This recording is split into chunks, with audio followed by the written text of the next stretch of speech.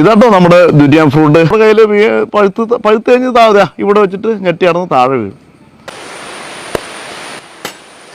പിന്നെ ഇതാ ഇങ്ങനെ ഒരു വരിപ്പുണ്ട് കേട്ടോ. ഈ വരിപ്പിൽ പതുക്കെ മുട്ടി ഉറത്ത് ചെയ്താൽ മതി. ഓരോ ഷെല്ലുകളാണ്. ഈ ഷെല്ലിനുള്ളിലാണ് നമ്മുടെ ഫ്രൂട്ട് ഇരിക്കുന്നത്. 3-4 ചുളകൾ വരെ ഉണ്ടാവാം. നമുക്കിത് തുറന്നു നോക്കാം.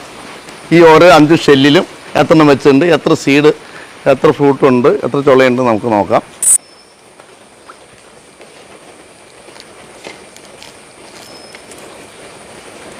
ടേസ്റ്റ് ചെയ്യുന്നുണ്ട്.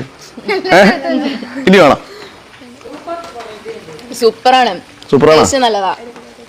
എന്തോ ക്രീം തിന്നണ പോലെ നമുക്ക് സാധാ നമ്മൾ കഴിക്കുന്ന ഫ്രൂട്ട്സ് പോലെയല്ല. പറഞ്ഞിട്ടില്ല, ഇത് വാങ്ങിച്ച് തിന്നു കഴിയുമ്പോ മനസ്സിലാവുള്ളത്. വീണ്ടും വീണ്ടും കഴിക്കുമ്പോഴാണ് അതിന്റെ ഒരു ടേസ്റ്റ് നമുക്ക്. അത് അതിന്റെ ഒരു അഡീഷനാണ്. വീണ്ടും കഴിക്കണം തോന്നുന്ന ഒരു അഡീഷൻ സ്വഭാവം. അതാണ് ഇതിന്റെ പ്രത്യേകത.